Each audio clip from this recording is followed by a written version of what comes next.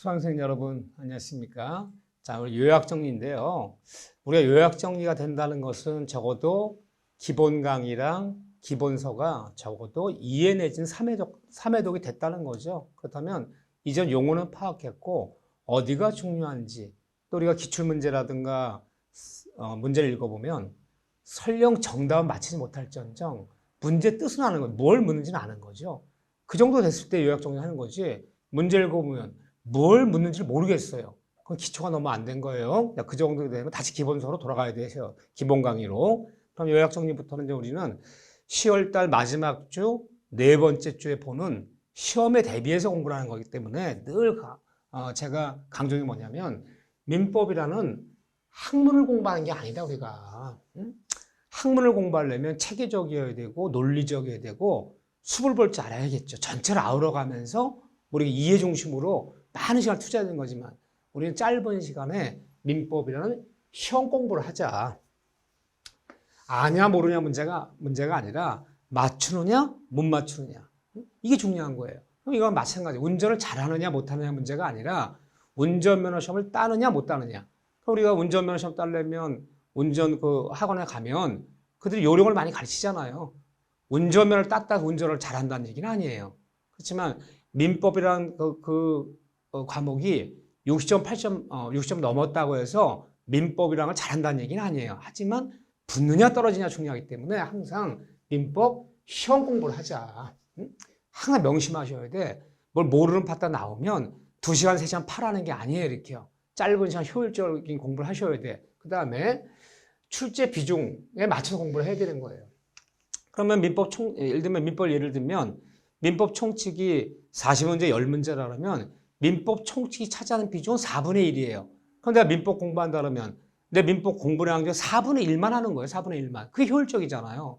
근데 자꾸 공부하려면 맨날 대리 파트, 맨날 법률행위, 맨날 의사표시. 여기만 맨날 보는 거예요. 이렇게요. 그 소용이 없다는 거예요. 물론 수능 같은 경우는 2점짜리 문제, 3점짜리 문제, 4점짜리 문제. 이 상중한 문제에 따라 비중이, 시험 점수가 다르지만 우리 다 똑같단 말이에요. 그 다음에 출제 비중에 맞춰서 공부량을 할당하라. 두 번째, 경향을 파악해야 돼요.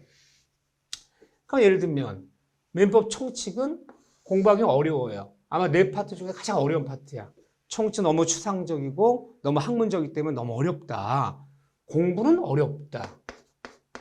그렇지만 시험 문제는 시험 문제 득점은 가장 쉽다예요. 여기가 가장 쉬워요. 자, 최근에 한 30회, 31회, 32회, 33회 한 4, 5년씩 놓고 보면요. 민법 총칙은 예상시 되는 부분이 10문제 중에 8문제 나와요. 굵직굵직하게. 잡단 잔가지 몰라 괜찮아요. 굵직굵직한 문제를 묻지 예전처럼 총칙 문제가 너무 사례 문제가 길어서 너무 지문이 길어서 못 풀겠다. 그건 과거의 스타일이고 최근은 박스 딱딱 쳐가면서 간단하게 번지를 본단 말이에요. 굵직굵직하게 공부해달라는 거예요. 너무 잔가지 신경 쓰지 마시고. 공부는 어렵지만 득점은 가장 쉬워요. 그런데 이 물권 파트는 예를 들면 공부는 무난해요. 왜 무난하다는 말을 쓰냐면 소유권이니 전세권이니 저당권이니 이 물권 파트는 들어본 용어들이 많고 실생활에 쓰고 있는 것들이기 때문에 낯설지는 않단 말이에요. 총칙적으로 너무 어렵진 않아요. 그런데 득점은 그렇지 않다는 거예요. 시험 문제는 14문제가 어렵다는 거예요. 어렵다. 아주 미세한 판례도 많이 묻고 좀 잡다가 많이 문단 말이에요. 그리고 출제 경향이 총칙은 점점 쉽게 출제되고 물권은 점점 어렵게 나온다는 얘기나 마찬가지죠. 그럼 물권법 파트는 좀 더 세밀하고 좀 더 자세히 공부를 해야 된다는 거예요. 계약법 파트는 해마 똑같아요. 공부도 그냥 무난하고 출제도 무난해요. 무난하다는 말이 뭐냐면요. 항상 예상시 되는 난이도와 예상시 되는 부분이 나온다는 거예요. 자, 민사특별법은 이해가 안 돼요. 이건 이해 과목이 아니에요. 그럼 뭐냐? 민법은 암기 과목은 아니지만 그래도 민사특별법은 암기를 좀 해줘야 될 부분이 좀 많아요. 그래서 우리가 이제 물론 공부를 하지만 민사특별법은 미리 많이 한다고 소용이 있지 않아요. 집합법, 예를 들면 가담법 미리 많이 해봤자 금방 까먹어요. 논리가 없기 때문에. 그렇기 때문에 시험에 가까웠을 때 집중적으로 좀 눈에 익히는 거예요. 그래서 좀 암기를 좀 해줘야 된다는 거.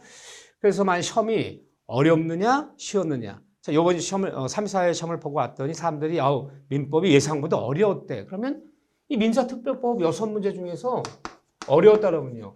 한 3문제 정도가 손을 대기가 어려운 문제를 내는 거예요. 그러니까 어렵다는 거예요. 근데 민사특별법 문제 선생님 딱 찍어줘요. 찍어줬는데 6문제 중에서 뭐 한 문제 정도는 좀 어려워. 뭔 소리인지 모르겠어. 나머지는 그냥 선생님이 찍어준 데 나왔어. 그럼 한 문제 쉽다라는 거예요. 그래서 여러분들이 이미 우리 시험은 34번에 걸쳐서 난이도 조정이 완벽히 돼 있어요. 그러니까 이들이 조금 더 사람을 더 뽑고 싶으면 여기를 좀 무난한 문제를 내버리고 사람을 좀 덜 뽑고 싶으면 좀 어렵게 내고 싶으면 여기를 또 한 3문제 엉뚱 안 내야 된다고요. 그럼 우리가 민사특별법은 5개 법인데 한 법에 한 문제씩 나오는데 그것 때문에 선생님들이 많은 시간을 할애할 수가 없단 말이에요. 늘 예상치 되는 법은 2-3 파트를 뽑아서 요 파트는 공부하셔라. 그거 나면 맞는 거고 거기가 안 나면 틀리는 거예요. 이거 갖고 난이도 조절이 여기 갖고 되는 거예요. 난이도 조절이. 자, 그걸 좀 인지하시고 자, 한번 들어가면서 우리가 페이지 11쪽에 권리변동 파트부터 볼 건데 결론부터 얘기하면 이 파트는 출제 비중은 3년 내지 4년 정도에 3, 4년에 한 문제쯤 나온다. 그런데 권리변동 파트는 무슨 이해도 아니고 논리도 아니고 무조건 용어들을 익혀주셔야죠. 암기한다는 건 좀 그렇지만 좀 눈에 용어들 익히는 거지 이게 무슨 논리가 통하는 데가 아니잖아요. 자, 11쪽 보면 3, 4년 한 번 나오기 때문에 뭐 출제 비중이 높진 않지만 그래도 용어 정도는 쓸 줄 알아야 된다. 제가 강조한 게 뭡니까? 자, 11조에 도표가 있어요. 거기서 권리의 발생에는 원시 취득이 있고 승계 취득이 있다. 그렇죠? 승계 취득에는 이전적 승계가 있고 설정적 승계가 있다. 제가 기초 강의할 때도 봤고 기본 강의할 때도 강조했어요. 그럼 여기서 딱 하나 하면 돼요. 권리 발생에서 승계 취득에서 이전적 승계 취득이죠. 정확히 이전적 승계 취득이란 말과 이꼴 권리의 변경. 권리의 변경에는 주체 변경, 사람이 바뀌는 주체 변경, 그 내용이 바뀌는 내용의 변경, 작용이 바뀌는 작용의 변경 용어가 있는데 그 권리 변경에서 사람이 바뀐다는 주체 변경, 주체 변경이란 용어와 권리 소멸하는 자 권리는 언젠가 발생되고 변경되고 소멸돼요. 권리의 득실 변경이라 불러요. 권리의 일생이야. 발생, 변경, 소멸. 이 권리 소멸이 되기도 해요. 근데 권리 소멸에는 절대적 소멸이 있고 상대적 소멸이 있다. 권리의 절대적 소멸이란 말은 이 세상 모든 사람한테 권리가 없어지는 거. 갑이건 을이건 병이건 당사자건 제3자건 모든 사람한테 권리가 없어지면 절대적 소멸. 근데 상대적 소멸은요. 오로지 나의 입장.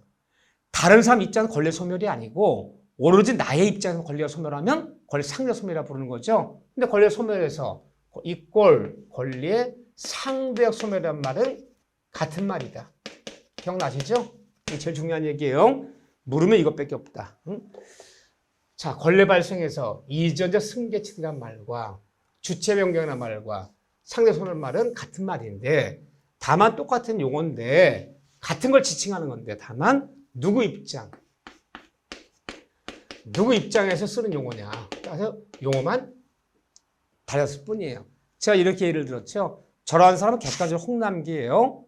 그럼 여러분들이 저를 지칭할 때는 민법 선생 이름은 홍남기라고 지칭하면 되는 거예요. 하지만 우리 집사람이 나를 지칭할 때는 남편이다, 배우자다 이렇게 지칭하는 거고 우리 아이들이 자식들이 나를 지칭할 때는 부모님이다, 아버지다 뭐 이렇게 지칭하는 거고 우리 부모님이 저를 지칭할 때는 자식이다, 아들이다 똑같은 사물이지만 누가 쓰는 것도 용어만 달라질 뿐이지 이건 같은 용어다. 그래서 바로 예를 들어가야죠.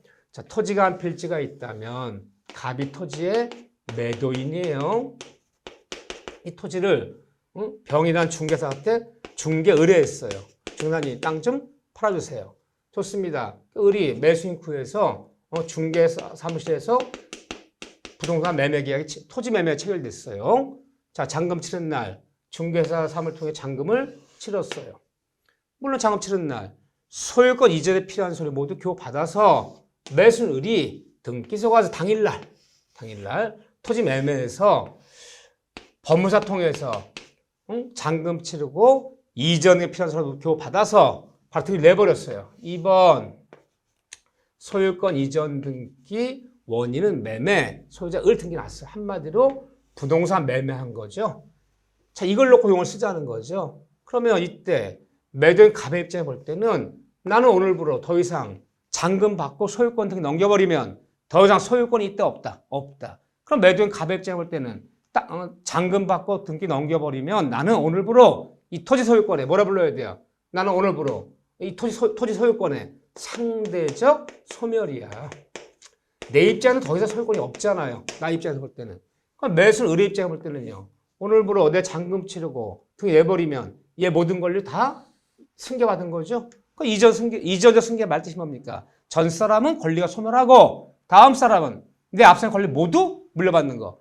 그럼 나는 오늘부로 이 토지 소유권에 이전적 승계 취득자야. 승계 취득이야. 이렇게 불러야 되고. 자, 중개 같은 사람은 제3자라 부르는 거예요. 민법에서는. 제3자 중개 입장 볼 때는 오늘부로 이 토지는 그 목적물이 그 권리가 동일성 유지하면서 오늘부로 사람만 바꿔탄 거야. 오늘부로 이 토지는 주체 변경이야. 사람은 바꿔탄 거야. 이렇게 용어를 써야죠. 요거 잘 보셔야 돼. 이거 용어 같은 말이잖아요. 그래서 토지가 매매됐을 때 소유권 등기 넘어가면 매도 입장 볼 때는 나는 오늘부로 이 토지 소유권의 상대적 소멸이야. 매수 입장 볼 때는 나는 오늘부로 이 부동산 소유권의 이전적 승계취자야. 제3자 중개 입장 볼 때는 오늘부로 이 토지는 그 목적물이 동일을 유지하고 사람만 바꿔탄 거야. 주체 변경이야. 이 용어 써야 되는 거죠? 이 용어를 쓸 줄 아는 거. 이거 한번 연습하셔야 돼. 요즘은 시험에 내면 이런 식으로 낸단 말이에요. 요거 하나 꼭 연습해 주시고 용어 쓰는 거니까. 그 다음에 12쪽 넘기시면 이건 암기예요. 12쪽 넘기시면 거기 지금까지 1회 때부터 33회 때까지 나왔던 기출 지문이 9문장이에요. 9문장. 페이지 12쪽에 있어요. 거기에 페이지 12쪽에 보면 9문장이 나와 있는데 이 중에 특히 4번 체크, 4번 암기예요. 눈에 익혀주는 거예요. 5번 특히나 4번, 5번, 7번, 8번 요 정도 용어는 좀 익혀주세요. 이 정도 용어는. 자, 제가 기본 강의 때 말씀드렸지만 원칙이다, 승계치 차이점이 뭐냐. 내 앞사람이, 내 전사람이 갑이라는 사람, 갑이라 합시다. 내 전사람, 전주가 전사람이 권리가 없는 무권리자야, 무권리자. 아무 권리가 없어요. 그래서 다음 사람이, 그래서 다음 사람은 신주체, 신주라 불러요. 전주체, 신주체. 다음 사람이, 내 전사람이 무권리자여도 다음 사람이 원시 취득은 가능하다, 불가능하다? 가능하다. 왜 가능해요? 우리 권리 얻는 방법이 원시 취득은 남의 권리 물려받는 것이 아니라 법률 규정에 따라서 내 권리를 최초로 만드는 거기 때문에 비록 내 전사람이 무권리자라도 다음 사람은 원시 취득은 할 수 있다는 가능하다. 그런데 내 전사람이 권리가 없는 무권리자일 때 다음 사람이 승계 취득은 된다 안 된다? 안 되는 거죠. 이 차이가 크잖아요. 이 차이가. 그렇죠. 그래서 권리 물려받아야 되는데 전사람이 물려줄 권리가 없다면 다음 사람은 승계 취득은 안 된다. 요걸 볼 줄 아는 거. 요건 내용의 변경, 권리 내용의 변경, 작용의 변경. 요거는 좀 제가 기본 강의할 때 말씀드렸지만 요 정도는 그냥 암기해 주는 거예요. 그 용어들을요. 무슨 논리적 의미가 없어요. 그렇죠? 요 정도는 나올 수 있는 지문이다. 이렇게 딱 봐주시고 그 다음에 페이지 13쪽을 보시면 이 총체가 30파트가 그래요. 법률에 이 들어가는 파트까지 용어들이기 때문에 무슨 논리가 없어요. 눈에 익혀주는 거예요. 자 보면 그래도 혹시 단다시면 나올 만한 거 페이지 13쪽에 보면 그래도 어쩌다가 3, 4년에 한 번씩 부를 수 있는 것은 단독행위의 특질. 과연 법률행위는 의사의 개수에 따라 단독행위 계약, 합도 나눠지는데 이 단독행위의 특징 정도는 알아두셔야죠. 일반의 의사의 단독행위 특징이요. 자, 페이지 13쪽에 있네요. 단독행위는 다시 나눠지죠.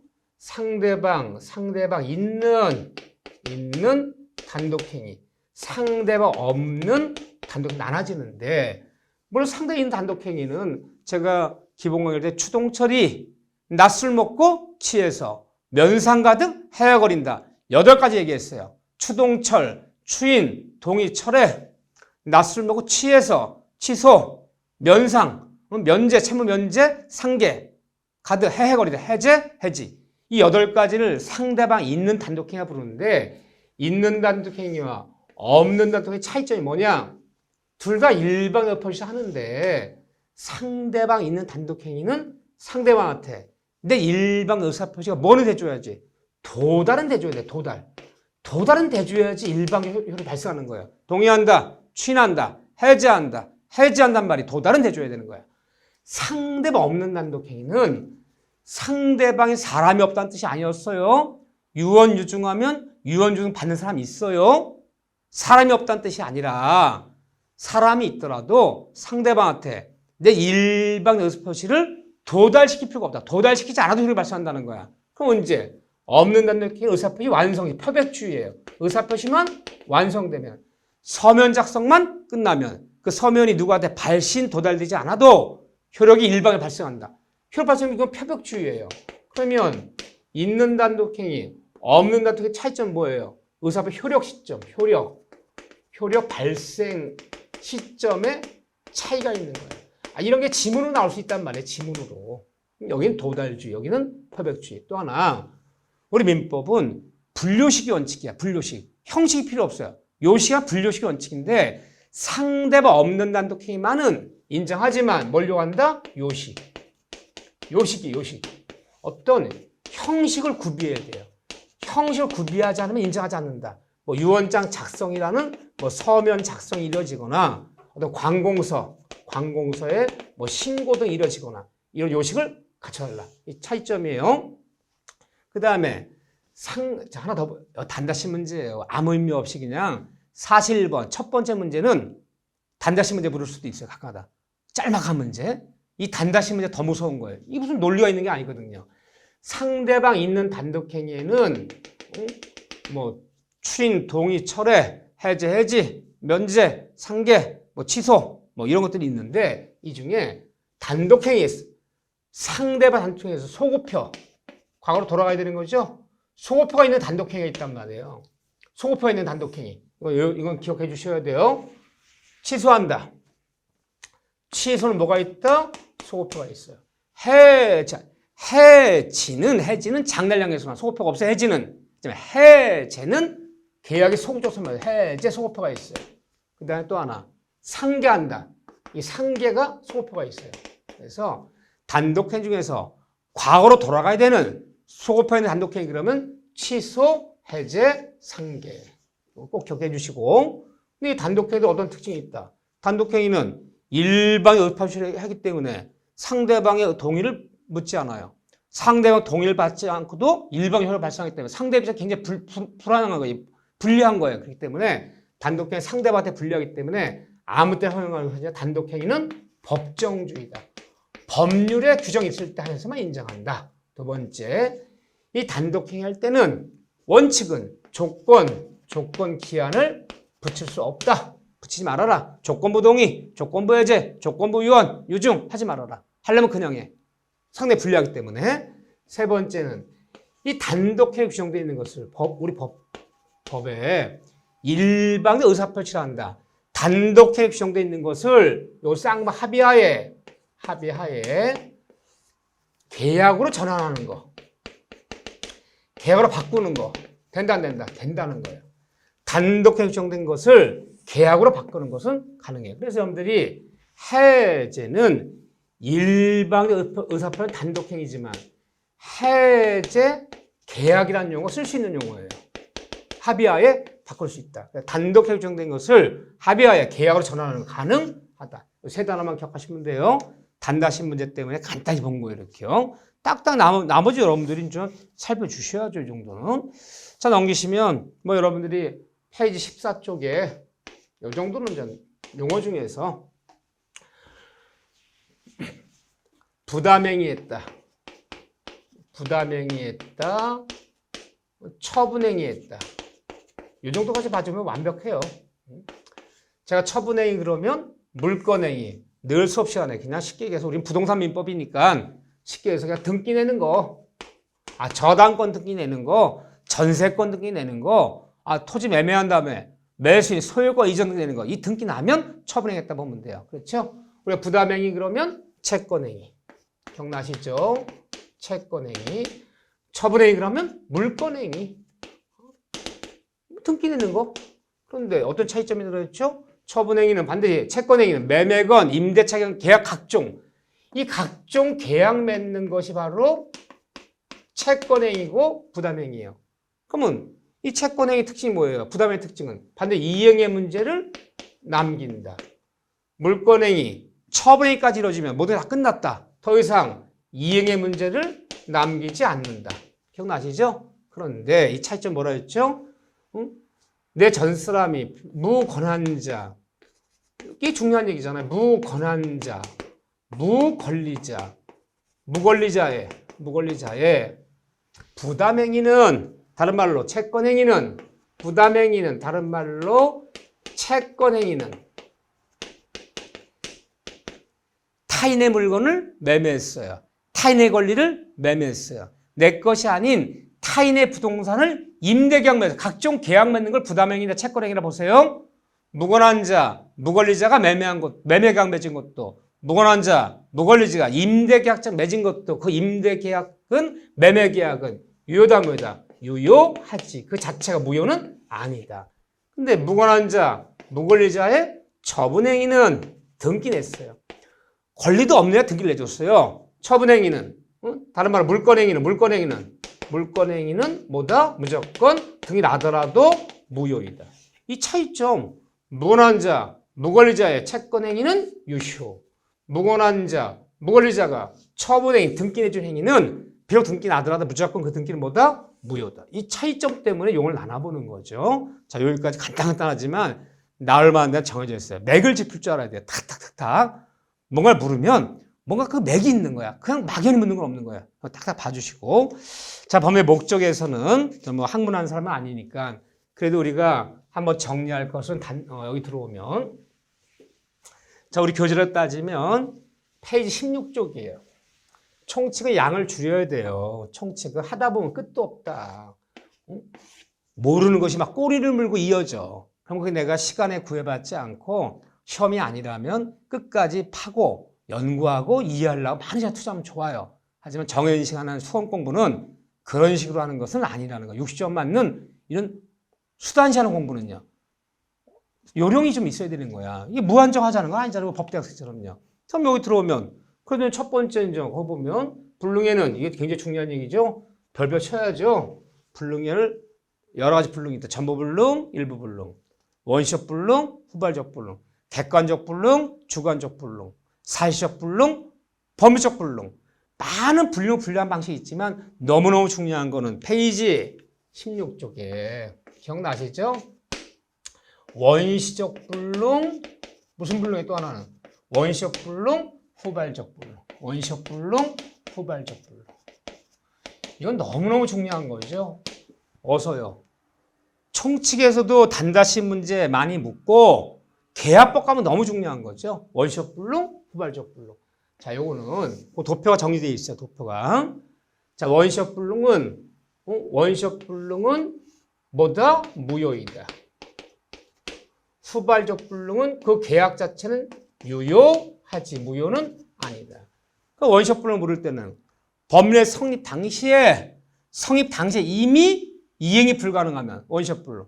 법률의 성립한 후에 계약이 성립한 후에 법률 성립한 후에 이행이 불가능한 후발적 불능. 원시적 불능은 무효이나 후발적 불능은 유효하다.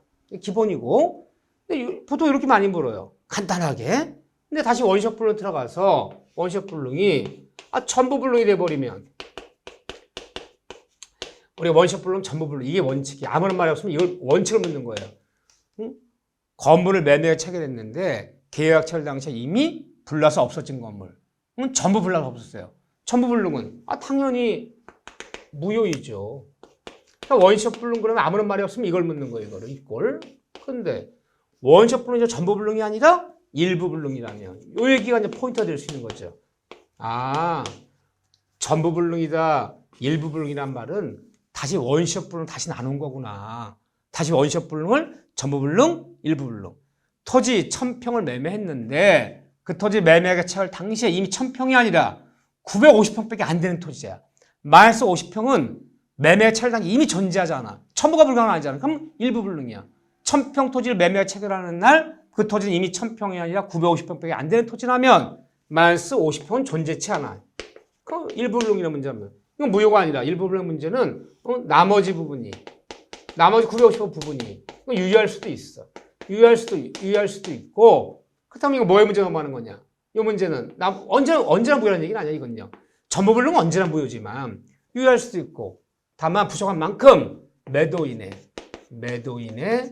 이 담보책을 물어야죠. 매매한 목적물의 수량이 부족해요.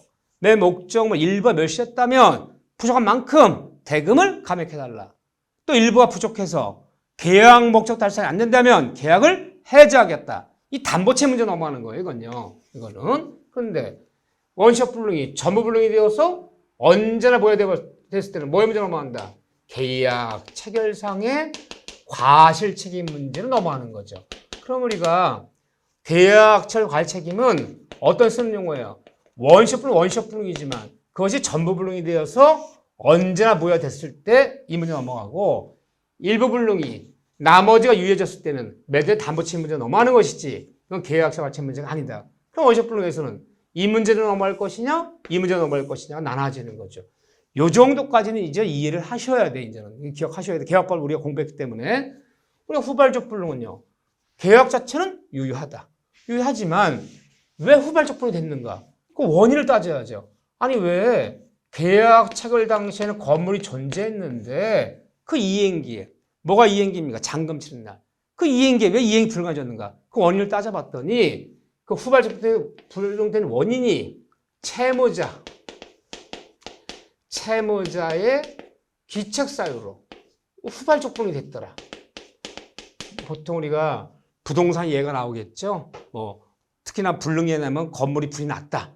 이 건물 얘기가 많이 나올 거예요. 부동산 얘기가 나오면 채무자는 부동산 매도인을 상상해야죠. 매도인 잘못으로 매도인이 잔금 받기 3일 전날 지 잘못 불을 냈더라. 그럼 채무자 귀책 사유로 후발적 불능이 돼버리면 계약 자체 유효한데 약속한 날짜 이행을 못 하잖아요. 그럼 이거 뭐에 가는 거예요, 이건요? 이행 불능에 따른 채무 불이행 책임을 넘어가는 거예요. 이 책임을 져야 되는 거야. 그런데 채무자 기사요 매도인 잘못 없이 이런 일이 벌어졌더라. 얘 잘못 없이. 그럼 뭐예요? 천재지변. 매매한 건물이 잔금시 3일 전날 태풍이 불어와서 벼락 맞아서 홀랑 멸치를 돼버려서 천재지변 등으로 이런 일이 생겼더라. 그럼 매도인 잘못이 아니잖아. 기사 없이 이런 일이 생겼더라. 그럼 우리 뭐의 문제로 넘어간다? 그러면 우리는 위험 부담의 문제로 넘어간다. 그래서 후발적 불능은 이게 있느냐 없느냐에 따라서 위험 부담 문제로 넘어갈 수도 있고 이행 불능에 따른 채무불이행 책임 문제로 넘어갈 수도 있고 요거하고 나눠지는 거죠. 계약 자체는 유효하지만 어쨌든 요거 정도 봐주셔야 돼. 굉장히 중요한 얘기죠. 꼭 봐주셔야 되는 얘기고 요 정도 간단하지만 오히려 총칙은 간략히 정리하셔야 돼. 이 법령의 파트는 이거 늘어지다 하면 끝도 없어요. 요 정도 봐주시고 그 다음에 너무너무 중요한 것은 바로 페이지 17쪽에 있는 거죠. 그래서 강행법규다, 이행법규다. 강행법규, 이행법규. 한마디로 얘기하면 그 목적은 법의 내용은 계약에서 그 계약 내용은 확정되고 가능해야 되고 적법해야 되고 그리고 사회적 타당성이 있어야 돼요. 그 중에서 적법이다. 관련된 얘기죠. 그래서 강행법규 위반은 무효이다는 맞는 질문이에요. 이 질문은 맞는 질문이에요. 왜? 강행법규는 다시 이거 암기하 잘했어요. 그럼 아까 11페이지부터 지금 17페이지가 지금까지 한 문제가 나와요. 한 문제 나오는데 원시적 불능, 후발적 불능, 단독행위, 제가 찍은 건 단독행위의 특징, 그 다음에 강행법규에서 효력 규정, 단속 규정. 여기서 한 문제 나와요. 물론 그 중에서 가장 유력한 문제는 이 문제예요. 이 문제.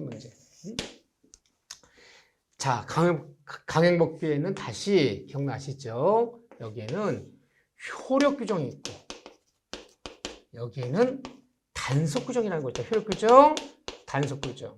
그런데 강행법 규정에서 효력 규정을 위반하면, 이걸 위반하면 이것은 언제나 무효이다. 맞는 질문이에요. 강행법 규정만 단속 규정 위반하면 적발되면 처벌은 받을지언정 그 법률 행위는 그 계약은 유효하지 무효는 아니다 그랬어요 제가요. 그런데 강행법규를 다시 나누잖아 이렇게요. 효력 규정, 단속 규정. 근데 보통 왜 강행법 위반은 무효이다로 맞는 겁니까? 아무런 말이 없으면 뭘 묻는 거다? 원칙을 묻는 거다. 원칙.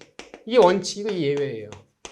그러니까 문제 풀 때 예외는 강행법 위반은 언제나 무효다. 강행법 위반은 항상 무효다. 절대로 무효다. 반드시 무효다.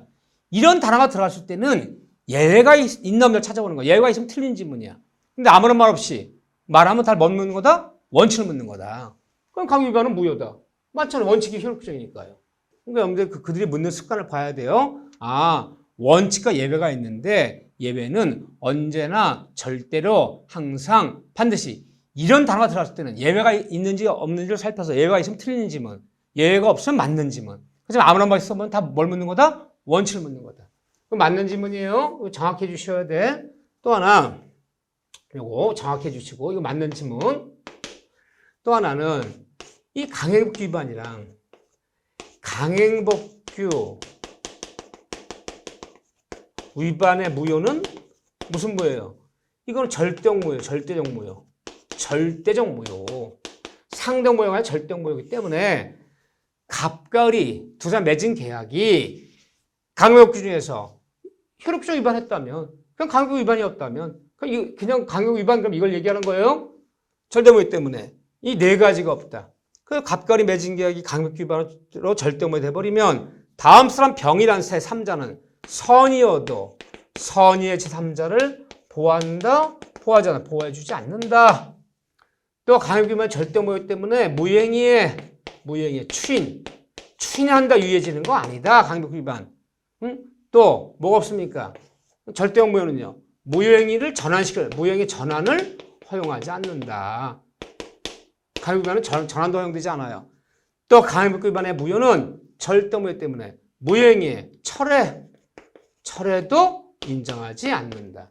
이 네 가지 인정되지 않는 절대적 무효다. 그렇지만 절대적 무효지만 강행법 위반의 무효가 그렇다고 해서 곧 이꼴 103조 위반의 무효에 해당한다 그러면 맞아요, 틀려요? 틀리는 거죠. 둘 다 절대적 무효지만 그렇다 강행법 위반이 곧 103무효가 되는 건 아니에요. 왜 그러냐? 잘 봐보세요. 그림 보자면 얘도 절대적 무효고 103조도 절대적 무효지만 굳이 그림을 따지자면 이게 103조예요. 반사의 질서 103조에 이 강행법규가 속할 수도 있고 안 속할 수도 있는 거예요. 왜? 강행법규에는 여기는 효력 규정이 있고 단속 규정이 있잖아요. 단속 규정 위반하면 처벌받지 유효지무효 아니잖아요. 그래서 강행법규 위반했다고 해서 곧 103조 위반의 무효에 해당된다는 얘기는 아니다. 같은 개념은 아니다. 물론 강행법규 위반이 대부분 103에 속하지만 그렇다고 강행법규 위반이 곧 103에 해당된다면 틀린 지문. 해당될 수도 해당 안 될 수도 있단 말이에요. 그래서 이 지문은 이꼴 틀린 지문이다. 요거 잘 나오죠? 여기. 이 중에 제가 효력 규정, 단속 규정 몇 가지 암기하자 그랬어요. 이건 암기죠. 판례의 태도가 다음 같은 경우는 처벌이 문제가 아니라 당사자 언제나 뭐라 판결 내리면 이거 효력 규정으로 봤구나. 적발되면요. 뭐 과태를 부과하고 벌금을 부과하고 형사처벌했을지언정 그 법률 행위는 그 등기는 유효하다라고 판결이 나오면 이건 단속 규정을 봤구나. 그중에 제가 효력 규정 외우자 그랬잖아요. 거기 7개 있어요. 자, 그래서 다시 한번 보면 명의신탁에 관련된 규정 무조건 효력 규정이 위반하면 처벌이 문제가 언제나 무효. 자, 자, 요 두 번째가 좀 생뚱맞아요. 증권거래법상 투자, 수익, 보장, 약정은 처벌이 문제가 아니라 적발되면 언제나 무효이다. 그러니까 증권거래법에서 투자, 수익, 보장, 약정 하지 말라는 거예요. 약정하더라도 무효이다. 다만 주의할 거, 이걸 왜 묻는지 몰라. 중개사 공부하신 분들한테. 하지만 어쨌든 증권거래법상 투자, 수익, 보장, 약정은 효력 규정이에요. 위반하면 무조건 무효예요. 그런데 증권거래법상 투자, 여러분 적으셔야 돼. 투자, 일임, 투자, 우임, 약정은 적발되면 처벌은 받을지언정 이거는 유효하다. 무효는 아니다. 그럼 투자, 일임, 약정 뭐로 본 거예요? 단속 규정으로 본 거죠. 좀 달라요. 우리가 증권회사 다니는 직원한테 증권회사 직원이 그래요. 내가 계좌 불려주고 돈 알아 다 불려줄 테니까 계좌 맡겨놓으래. 그러면 우임장 하나 다 쓰래요. 이렇게. 그래서 이 증권 계좌에 있는 거 사고 파는 것은 다 알아서 증권회사 직원이 알아서 다 해주기로 하자. 내가 우임장 써줬어. 근데 깡통 만들어버렸어. 투자 우임 약정이 그건 유효해요. 유효하기 때문에 내가 증권회사 직원한테 우임장 써주면서 내 계좌 관리해달라. 깡통 만들어버려도 유효하기 때문에 아무 책임을 못 물어요. 하지만 투자 수익 보장 약정 무효야. 투자하면 1년에 뭐 100% 수익 보장해주겠다. 이건 다 무효예요. 100% 보장 못했다고 해서 무효는 책임 물을 수 없는 거잖아요. 이것은 무효. 이것은 유효. 봐주시고. 그 밑에 기억나시죠? 토지거래허가에 관한 규정, 무등록자 중개 영업행위 또는 중개사무 계좌를 등록하지 않은 영업행위, 법정 중개 보수 규정은 효력 규정. 자격증을 대여하는 행위 뭐예요? 자격증 대여하는 거. 중개사 자격증을, 법무사 자격증을, 약사 자격증을 남 빌려주는 거. 한마디로 명의 대여죠. 대여 계약은 이를 막느라 적발이 무조건 다 뭐다? 처벌이 문제가 아니라 무조건 무효이다. 하지만 그 위에 단속 규정이 있네요. 단속 규정 중에서 주의할 거. 이분 논리 있는 거 아니잖아요. 자, 그랬죠. 부동산에 관련되는 부동산 탈세, 투기 방지를 위한 입법들. 이런 입법들이 좀 있죠. 탈세 투기 방지. 그래서 부동산 세법상, 부동산 등기법상, 중개법상 탈세 투기를 방지 만든 2차 과목들이에요. 세법상 규정들, 이 등기법이 많아요. 등기법 규정들, 중개pháp 규정들은 적발되면 처벌은 받을지언정 그 계약 자체는 유효하지 무효는 아니다. 그래서 다운 계약서를 작성한 행위, 예를 들면 봐줘야죠. 미등기 전매를 하지 말아라. 전매 금지 조항. 예를 들면 또는 공인중개사들은 자기 계약 맺지 말아라. 즉 공인중개사들은 자기한테 맡은 중개 의뢰물을 직접 자기가 매수하지 말아라. 자기계약 금지 규정 이런 것들은 다 뭐다? 단속 규정 때문에 적발되면 처벌은 받을지언정 그 계약 법률 행위는 유효하지 무효는 아니다. 그렇죠? 단속 규정을 불러야죠. 봐주셔야 돼. 여기 제일 중요한 파트에 여기는 빡딱 쳐놓고 골라라. 유효 고르시오. 무효 고르시오. 이 직접 나오기 때문에 그건 논리가 없어요. 간단하지만.